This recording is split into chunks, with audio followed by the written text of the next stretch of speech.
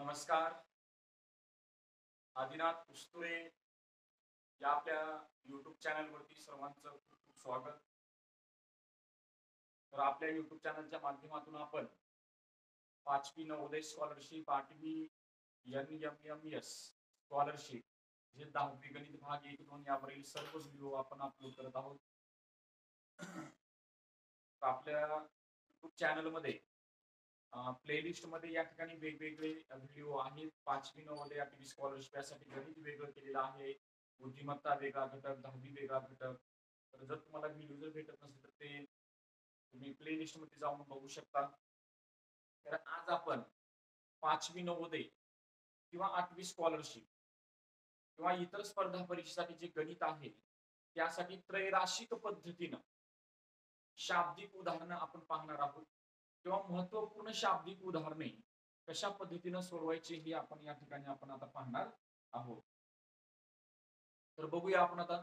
तर पहिला प्रश्न आहे, 84 रुपयांना 6 पेना मिळतात तर 6 पेना मिळतात तर 1.5 डझन पेनाची किंमत किती?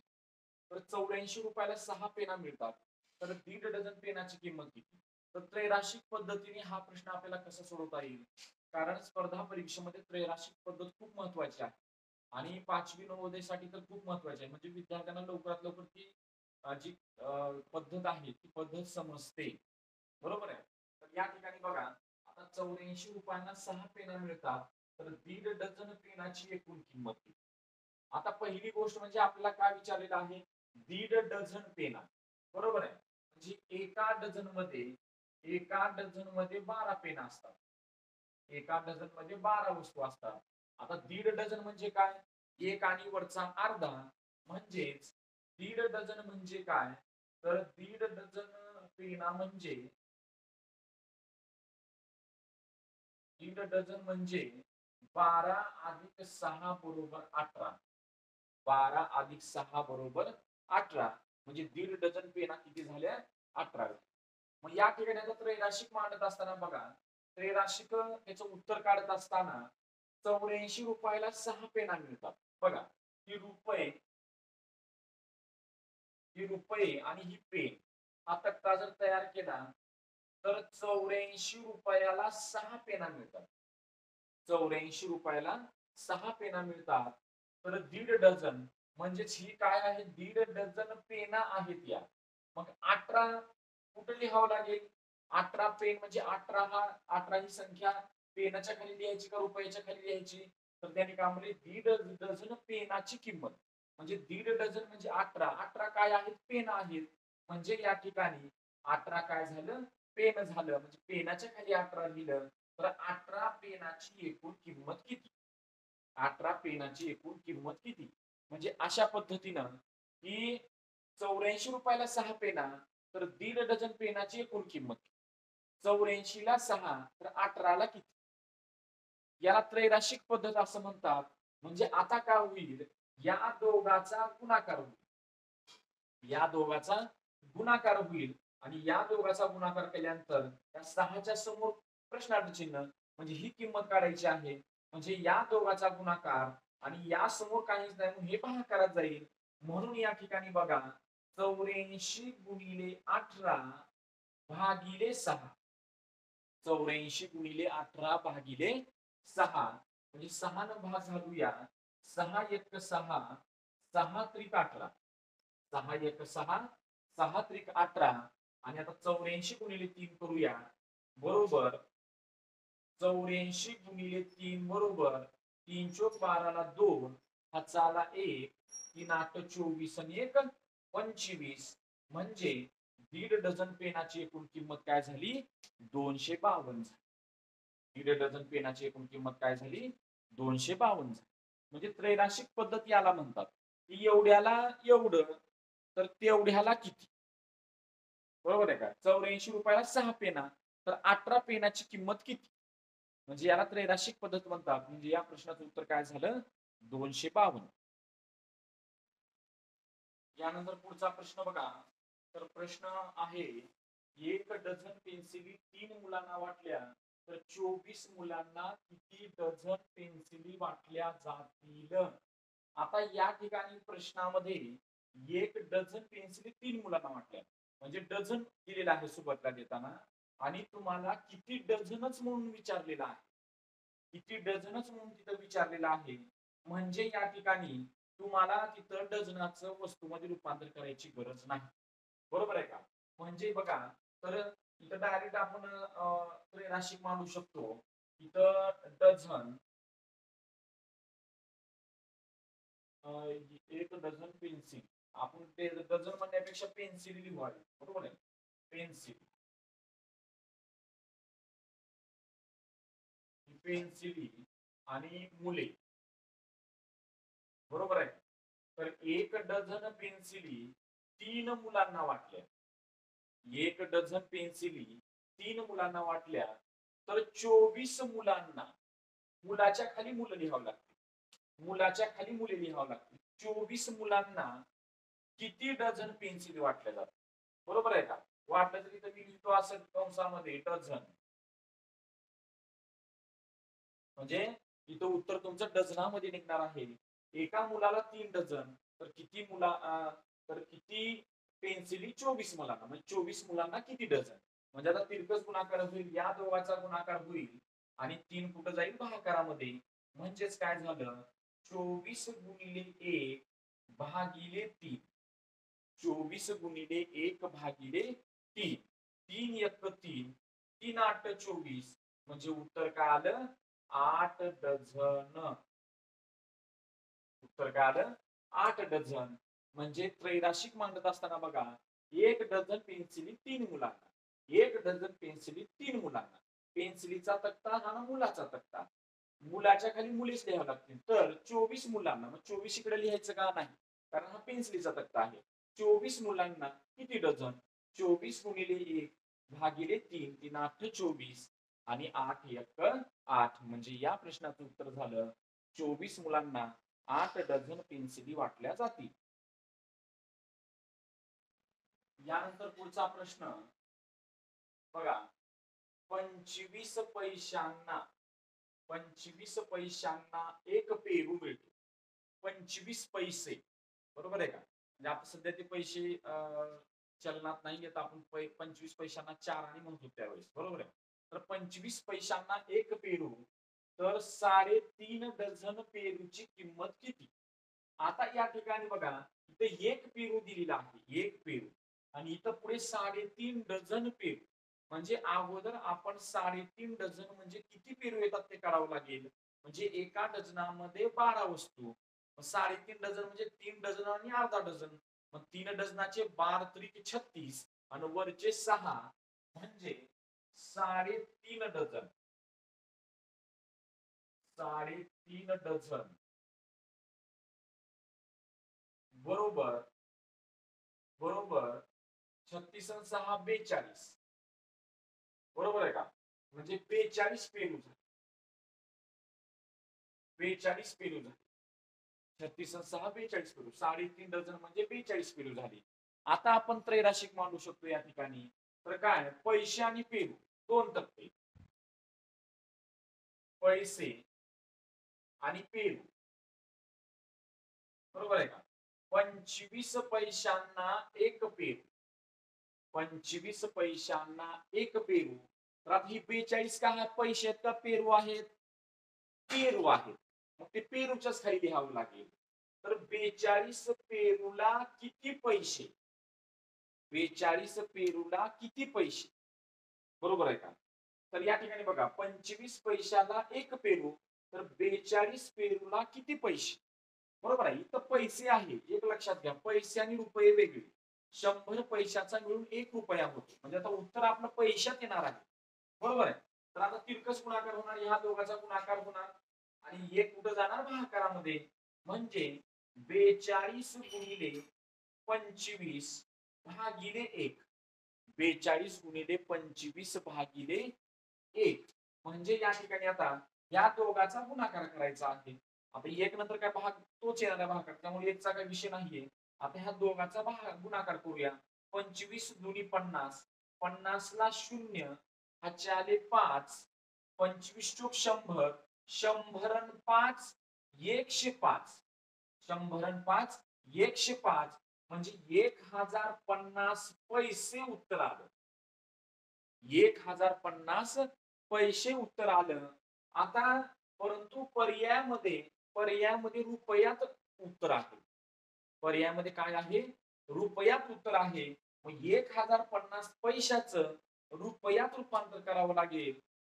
लक्षात ठेवा की पैशाचं जेव्हा आपण रुपयात रूपांतर करत असतो तेव्हा त्या ठिकाणी त्या पैशाला 100 भाग घालावं लागतं.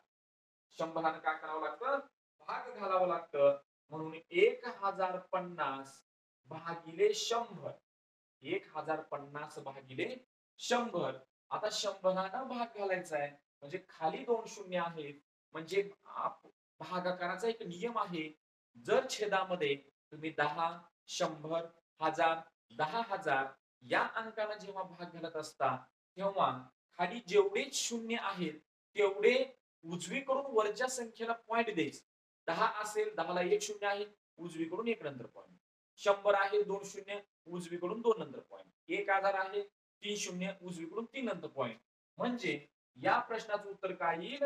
इथं 2 शून्य आहेत. म्हणजेच 10.50 रुपये.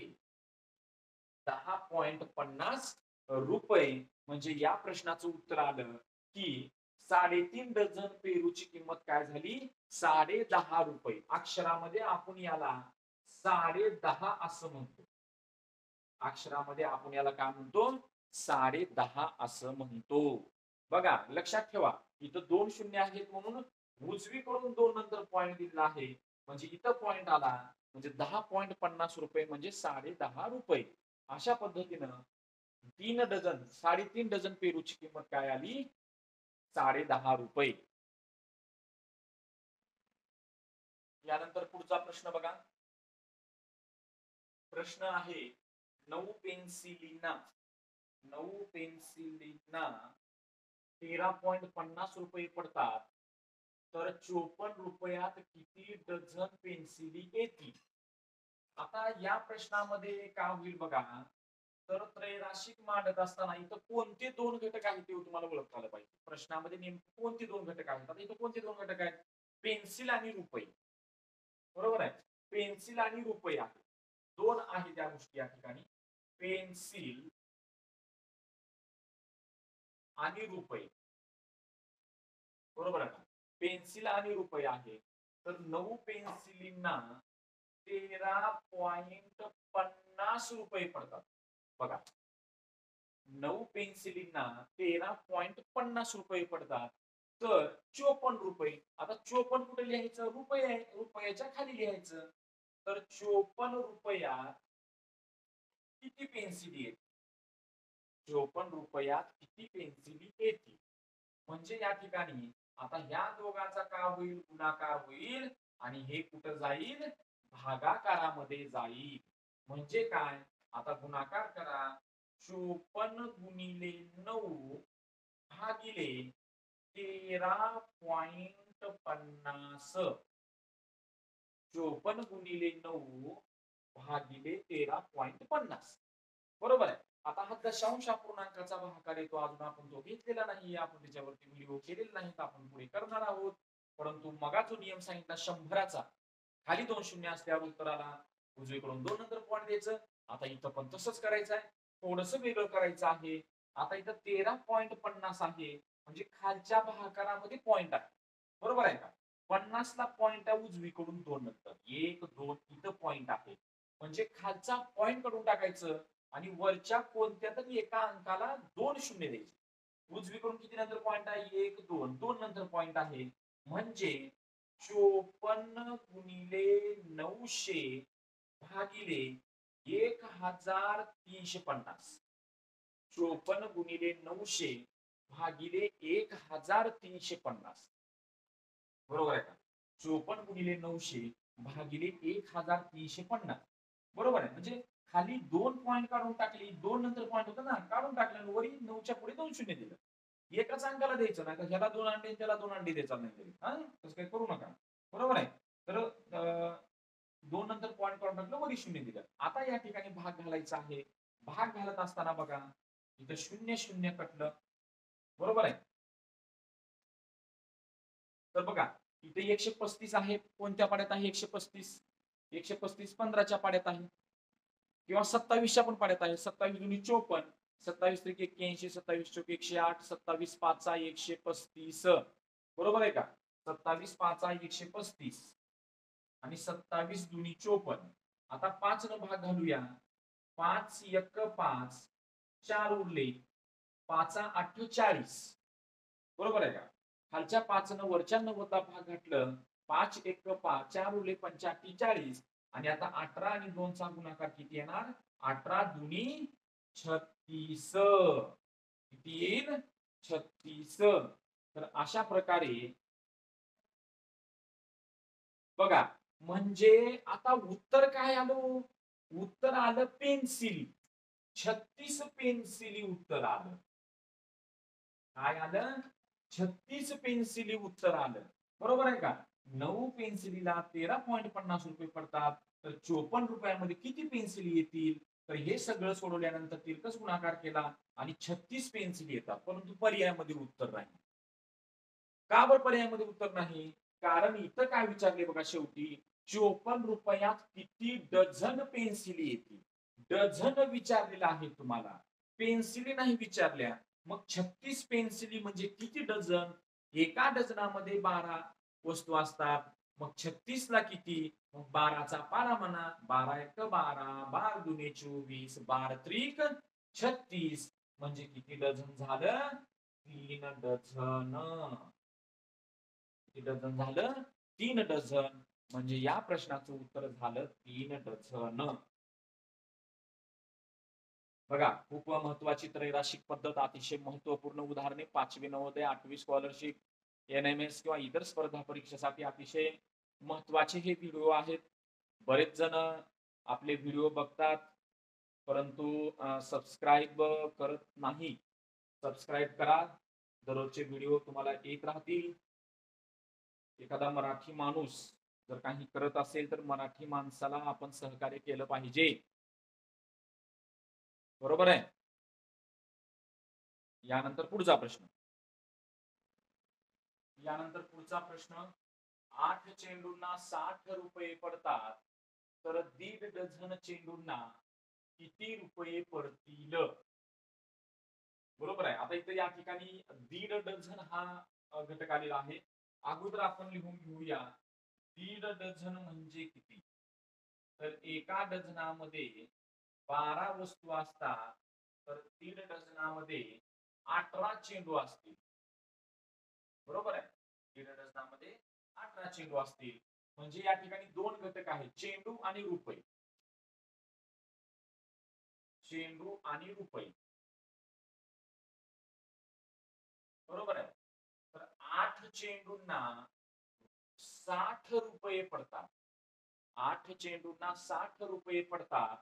तर 18 चेंडू म्हणजे चेंडूच्या खाली चेंडू, 18 चेंडूला किती रुपये पडतील? 18 चेंडूंना किती रुपये पडतील? तर या ठिकाणी तिरकस गुणाकार, बरोबर आहे. तर गुणाकार आता तिरकस करायचा. 18 गुणिले 60. आता 8च्या इकडे कोणच नाहीये, म्हणजे 8 भागाकारामध्ये जाईल. 8 कुठे जाईल? भागाकारामध्ये जाईल. म्हणजे 18 गुणिले 60 भागिले 8. बरोबर आहे. तर या ठिकाणी आता भाग घालूया. तर बघा, 18 गुणिले 60 भागिले 8 आहे. आता इथं भाग कशाने जाईल? 8च्या पाड्यात तर काहीच नाहीये. बरोबर आहे. मग 4 न भाग जातो. 4 दुनी 8, तर 4 1 4, 2 उरले, 20 झाले. 4 25 आणि पुन्हा 2 ना इकडे 18 ला भाग जातो. 92 18. 92 किती? 18. म्हणजे उत्तर काय आलं? 15 90 135. 15 90 135. म्हणजे अशा पद्धतीनं 1.5 डझन चेंडू 135 रुपयात मिळतील. बरोबर आहे का? 8 चेंडूला 60 रुपये. तर 18 चेंडूला किती रुपये? 18 गुणिले 60 भागिले 8. तर हे सोडवल्यानंतर किती आलं? 135 आलं. यानंतर पुढचा प्रश्न बघा. त्रैराशिक पद्धतीनं अतिशय महत्वपूर्ण पद्धत आहे. 5 लिटर पेट्रोलला 82.50 पैसे पडतात. पैसे म्हटलेलं आहे त्यानं, लक्षात ठेवा. बरोबर आहे. 5 लिटर पेट्रोलला 82.50 पैसे पडतात. कोणत्या देशात एवढं स्वस्त पेट्रोल आहे काय माहिती? तिथं जाऊन भरून आलो असतो आपण. 82.50 पैसे पडतात. तर 15 लिटर पेट्रोलला किती रुपये पडतील? बरोबर आहे. प्रश्न तर तिथं असा दिलेला आहे का इथं पण रुपयेच आहे का माहिती? बघूया पुढे आपण गणित सोडवताना. तर या ठिकाणी बघा, इथं इथं पण त्रैराशिक पद्धत कशी होईल? लिटर काय होईल? लिटर आणि लिटर आणि पैसे. आता रुपये लिहायचं का पैसे लिहायचं? प्रश्नात चुकीचा शब्द दिला जाऊ शकतो. कारण 5 लिटर पेट्रोल थोडंच 82.50 पैशाला असणार, इथं रुपयेच असेल बहुतेक. बरोबर आहे. गणितामध्ये काहीतरी प्रिंट मिस्टेक असेल. बघा, तर 5 लिटरला 82.50 आपण रुपयेच आहे असं गृहीत धरूया. रुपये. ओके. इथं रुपये आहे असं गृहीत धरा, रुपये. तर 5 लिटर पेट्रोलला 82.50 रुपये. तर 15 लिटरला किती? बरोबर आहे का? 15 लिटरला किती?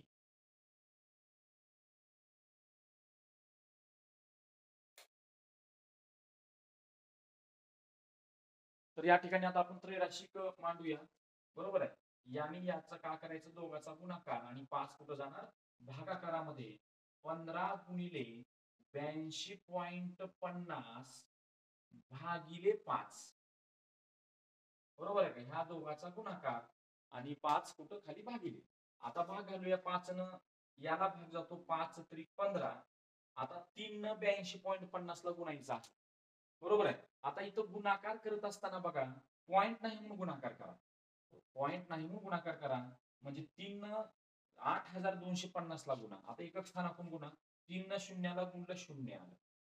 3 न 5 ला गुणलं 3 5 15, 15 ला 5 हातचा आला 1, 3 दोन्ही 6 आणि 1 7 आणि 3 8 24. बरोबर आहे. पॉइंट नाही म्हणून गुणाकार केला. 3 गुणिले 8250. तर आता किती नंतर पॉइंट आहे ह्याला? 1 2. उजवीकडून 2 नंतर पॉइंट आहे. म्हणून उत्तराला पण उजवीकडून 2 नंतर पॉइंट द्या. म्हणजे 247.50 रुपये. बरोबर आहे. इथं रुपयेच आहे. 247.50 रुपये हे या प्रश्नाचं उत्तर असेल. बघा, कधी पण दशांश अपूर्णांकाचा गुणाकार करत असताना तिथं तुम्ही पॉइंट नाही म्हणून आधी गुणाकार भागाकार करायचं. बघा इथं 3 आपण 8250 ला गुणलं तर 24,750 आलं. आणि याला किती नंतर पॉइंट आहे? 2 नंतर. म्हणून याला आपण उजवीकडून 2 नंतर पॉइंट दिलं. म्हणजे उत्तर किती आलं? 247.50 रुपये.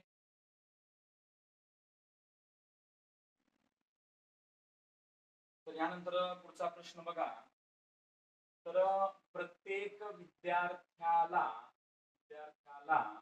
8 वह्या वाटल्या. म्हणजे एका विद्यार्थ्याला 8 वह्या. तर 1.5 ग्रोस वह्या किती मुलांना वाटता येतील?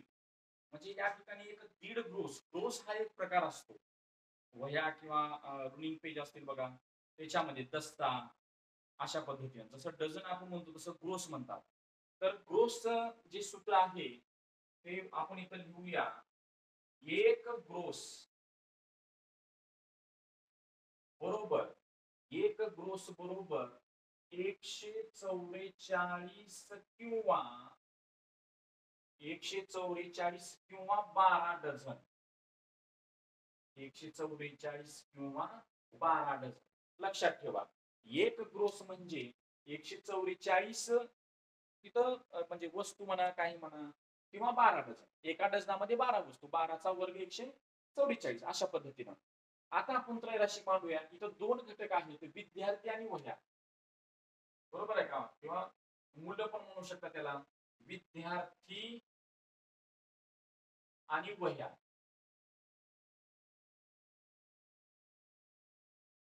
एका विद्यार्थ्याला 8 वह्या वाटता येतील.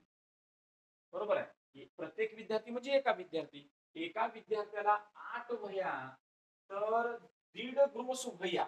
आता 1.5 ग्रोस वह्या म्हणजे किती लिहायचं? 144. कशाच्या खाली? वह्याच्या खाली. 144 वह्या किती विद्यार्थ्यांना वाटता येतील? किती मुलांना वाटता येतील?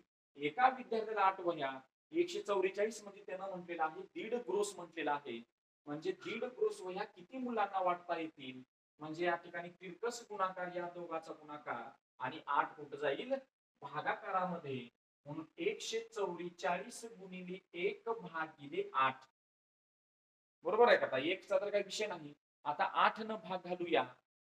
8 1 8. किती 8 144? 18 8 144. तरी पण आपण इथं भाग घालूया. 8 1 8. 6 उरले.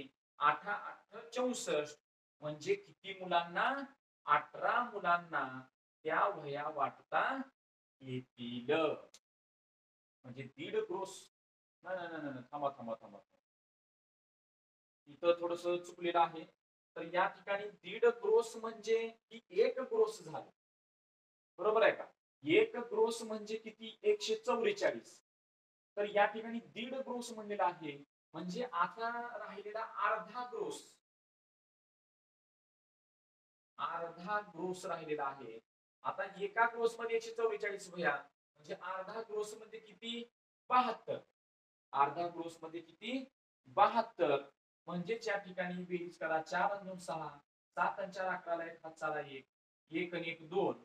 म्हणजे या ठिकाणी 216 येईल. 1.5 ग्रोस वह्या म्हणजे 216 येईल. थोडं ती आपण एकच ग्रोस घेतलं, प्रश्नामध्ये 1.5 ग्रोस म्हटले. आता तिरकस गुणाकार करा. 216 गुणिले 1 भागिले 8. 216 गुणिले 1 भागिले 8. बरोबर आहे. तर या ठिकाणी बघा, आता भाग करूया. 8 दुनी 16, 5 उरले. 8 दुनी 16, 5 उरले. 8 7 56. 8 7 56. म्हणजे किती मुलांना वह्या वाटता येतील? 27 मुलांना वह्या वाटता येतील. या ठिकाणी थोडं चुकलेलं होतं की 1 ग्रोस, परंतु तिथं 1.5 ग्रोस म्हणजे 1 ग्रोस आणि अर्धा ग्रोस. एका ग्रोस मध्ये 144 असतील, तर अर्ध्या ग्रोस मध्ये त्याचा निम्म 72. आणि दोन्ही मिळून 1.5 ग्रोसचे किती झाले? 216 झाले.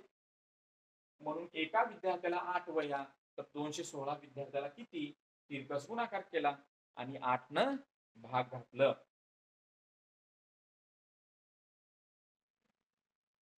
त्यानंतर पुढचा प्रश्न बघा. बिस्किटाच्या 4 पुड्यांना 14 रुपये पडतात, तर अशा 2 डझन पुड्यांना, आता एका डझनामध्ये किती वस्तू? 12 वस्तू. तर 2 डझनामध्ये किती झाले? 2 डझनामध्ये 24 वस्तू. बरोबर आहे. तर अशा पद्धतीनं एका डझन,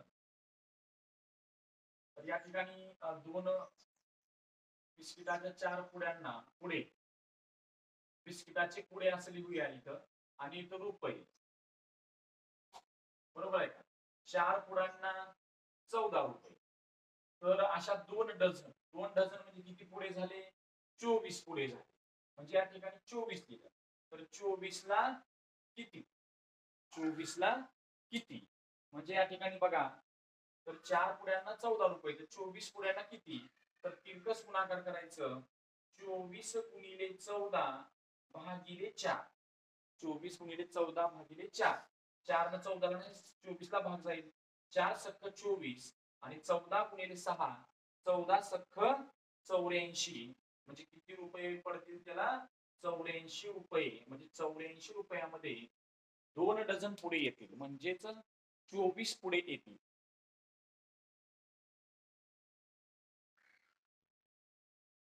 यानंतर पुढचा प्रश्न बघा. 3 कामगाराची एका आठवड्याची मजुरी 840 रुपये आहे, तर एका कामगाराची 5 दिवसाची मजुरी किती? आता या प्रश्नामध्ये बघा, म्हणजे प्रश्नामध्ये थोडस त्रैराशिक या ठिकाणी थोडस मांडता येणार नाही. म्हणजे मांडता येईल, पण त्याला अगदी व्यवस्थित करून घ्यावं लागेल तुम्हाला. म्हणजे या प्रत्येक कामगाराची एका दिवसाची मजुरी तुम्हाला काढावी लागेल. आता बघा, तीन कामगाराची एका आठवड्याची मजुरी बघा, तीन कामगाराची एका आठवड्याची मजुरी म्हणजे या ठिकाणी बघा, एका आठवड्याची मजुरी म्हणजे एका आठवड्यामध्ये किती दिवस असतात? 7 दिवस असतात. एका आठवड्यामध्ये किती दिवस असतात? 7 दिवस असतात. म्हणजे आता 7 दिवस असतात म्हटल्यानंतर या ठिकाणी 7 न काय करावं लागेल? 840 ला भाग घालावा लागेल. म्हणजे एका आठवड्याची मजुरी, एक आठवडा म्हणजे 7 दिवस, म्हणजे 7 दिवसाची मजुरी किती आहे? 840 आहे. 7 दिवसाची मजुरी किती आहे? 840 आहे. मग आपल्याला 1 दिवसाची काढायची. बरोबर आहे? म्हणजे इथं पण बघा. हां, 7 दिवसाची मजुरी 840 आहे. तर एका दिवसाची मजुरी काढायची आहे. म्हणजे 1 गुणिले 840 भागिले 7. 7 एक 7, 7 दुनी 14 म्हणजे 120. म्हणजे 120 काय झाली ही? एका दिवसाची मजुरी झाली. एका दिवसाची मजुरी झाली. बरोबर आहे का? तर ही एका दिवसाची मजुरी झाली. कुणाची? 3 मजुराची, 3 कामगाराची. ही 3 कामगाराची एका दिवसाची मजुरी झाली. आता 3 कामगाराची एका दिवसाची मजुरी झाली म्हणजे एका कामगाराची किती? इथं पण तुम्ही पुन्हा त्रैराशिक मांडू शकता. बरोबर आहे? 3 कामगाराची 120 रुपये मजुरी, तर एका कामगाराची किती? म्हणजेच पुढे काय होईल? तिरकस गुणाकार. 120 गुणिले 1 भागिले 3. 3 चोक 12 म्हणजे एका कामगाराची मजुरी किती आली? 40 रुपये आली. एका कामगाराची एका दिवसाची मजुरी 40 रुपये आली. आपण काय केलं सुरुवातीला? आठवड्याची मजुरी दिली होती, मग एका दिवसाची काढली. 7 दिवसाला 840 रुपये. एका दिवसाला किती? 1 गुणिले 840 भागिले 7. 7 ना 840 ला भाग घातले 120 आलं. 120 ही तिघाची एका दिवसाची मजुरी आली. मग तिघाची 120 रुपये मजुरी, तर एकाची किती? म्हणजे 3 न भाग घातलं म्हणजे एका कामगाराची एका दिवसाची मजुरी 40 रुपये. बरोबर आहे का? एका कामगाराची एका दिवसाची मजुरी 40 रुपये. आता प्रश्न काय विचारलाय? तर एका कामगाराची 5 दिवसाची. आता एका दिवसाला 40 रुपये, 5 दिवसाला काढायचे आहे. म्हणजे या ठिकाणी काय करावं लागेल? गुणाकार करावा लागेल. म्हणजे 40 गुणिले 5 बरोबर आहे का? 40 गुणिले 5 बरोबर उत्तर किती आलं? 200. 200 हे या प्रश्नाचं उत्तर असेल. बरोबर आहे?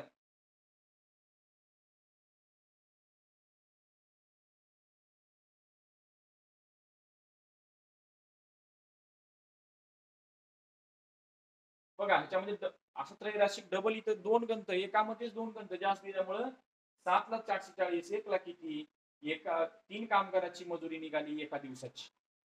आणि 3 कामगाराची असल्यामुळे 3 ला 120 1 ला किती? एका कामगाराची एका दिवसाची मजुरी 40 रुपये. मग 5 दिवसाची काढायचे त्याला 5 न गुणलं 800 200 उत्तर आलं. ओके. यानंतर पुढचा प्रश्न बघा. 15 मिनिटात 8 पाने वाचून होतात. तर पावणे 2 तासात किती पाने वाचून होतील? या ठिकाणी सुरुवातीला मिनिटात दिलेलं आहे. म्हणजे इथं मिनिट म्हणजे तासाचं रूपांतर मिनिटात करावं लागेल. म्हणजे पावणे 2 तास म्हणजे किती मिनिटं होतात ते आपल्याला करावं लागेल.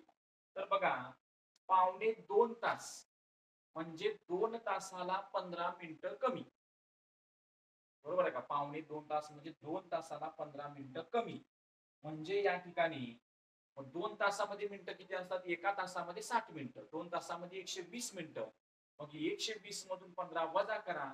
म्हणजे या ठिकाणी 105 मिनिटं. 105 मिनिटं. बरोबर आहे? म्हणजे पावणे 2 तास म्हणजे 105 मिनिटं. तर पावणे 2 तासात. तर आता या ठिकाणी त्रैराशिक बघा. इथं मिनिटे आणि इथं पाने. तर 15 मिनिटात किती पाने वाचते ते? 8 पानं. तर 105 मिनिटात किती पानं वाचून होतील? बघा. बरोबर आहे? तिरकस गुणाकार या दोघाचा आणि 15 कुठं भागाकारात जातं? 105 गुणिले 8 भागिले 15 15 7 105, 15 7 105 आणि 7 8 56, म्हणजे किती पानं वाचून होतील? 56 पाने वाचून होतील. बरोबर आहे. 1.25 तासामध्ये 56 पाने वाचून होतील.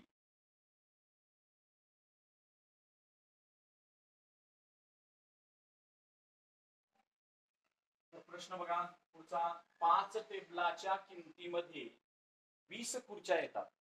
म्हणजे 5 टेबलाचे किती रुपये लागतात? 5 टेबला उदाहरणामध्ये 100 रुपयामध्ये 5 टेबल येत असेल तर 100 रुपयामध्ये 20 खुर्च्या येतात, असं त्याचा अर्थ. 5 टेबलाच्या किमतीमध्ये 20 खुर्च्या येतात. जर एका टेबलाची किंमत 1100 रुपये असेल तर एका खुर्चीची किंमत काढायची. आता या ठिकाणी बघा 5 टेबलाच्या किमतीमध्ये 20 खुर्च्या येतात, म्हणजे 5 टेबल बरोबर 20 खुर्च्या. 5 टेबल बरोबर 20 खुर्च्या. आता या ठिकाणी एका टेबलाची किंमत किती आहे हो? 1100 रुपये आहे. एका टेबलाची किंमत 1100 रुपये आहे. मग 5 टेबलाची किती येईल? 1100 गुणिले 5 बरोबर 11 5 55, म्हणजे 5500. म्हणजे 20 खुर्च्याची पण किंमत किती आली? 5500 आली. 20 खुर्च्याची किंमत किती आली? कारण त्यानंच म्हटलेलं आहे 5 टेबलाची किंमत जेवढी आहे तेवढीच किंमत 20 खुर्च्याची आहे. तर आता एका खुर्चीची किंमत काढायची आहे. मग आता त्रैराशिक आपण मांडूया. बरोबर आहे. 20 आता ही खुर्ची ही रुपये, बरोबर आहे. 20 खुर्च्याची किंमत किती? 5500 रुपये. आपण काढली आता, कारण 5 टेबलाची 5500 आली, तीच 20 खुर्च्याची. तर एका खुर्चीची किंमत किती? तर एका खुर्चीची किंमत किती? तिरकस गुणाकार 1 गुणिले 5500 भागिले 20. तर 2 न भाग घातलं, 2 दुनी 4, 1 उरलं, 2 सत्ती 14, 1 उरलं, 2 पंचे 10. म्हणजे एका खुर्चीची किंमत किती आली? 275 रुपये. बघा, म्हणजे या ठिकाणी 5 टेबलावरून आपण 20 खुर्च्याची किंमत काढली. म्हणजे 5 टेबलाची किंमत, त्याच्यामध्ये एका टेबलाची आपल्याला माहिती होती 1100 गुणिले 5 5500, आणि 20 खुर्च्याची किंमत पण 5500. आणि पुन्हा त्या पद्धतीनं त्रैराशिक आपण पद्धत मांडून या ठिकाणी एका खुर्चीची किंमत जी आलेली आहे ती 275 रुपये. अशा पद्धतीचे त्रैराशिक पद्धतीचे अजून काही प्रश्न आपण पुढच्या व्हिडिओमध्ये आपण पाहणार आहोत. तर असेच नवनवीन व्हिडिओ पाहण्यासाठी आपल्या चॅनल सबस्क्राईब करा. सर्व 5वी नवोदय 8वी स्कॉलरशिप 5वी स्कॉलरशिप किंवा इतर स्पर्धा परीक्षा गणित या विषयासाठी आपले चॅनल अतिशय महत्वपूर्ण आहे. तसेच NMMS यावर आधारित अनेक शालेय चाचणी इतिहास विषयाचे पण वस्तुनिष्ठ प्रश्न आपण आपल्या युट्यूब चॅनलवरती व्हिडिओ अपलोड करत आहोत. सर्वांनी आपले चॅनल सबस्क्राईब करा, लाईक करा, बेल आयकॉनला क्लिक करा. ओके, धन्यवाद. आणि भरपूर व्हिडिओ बघा. छान.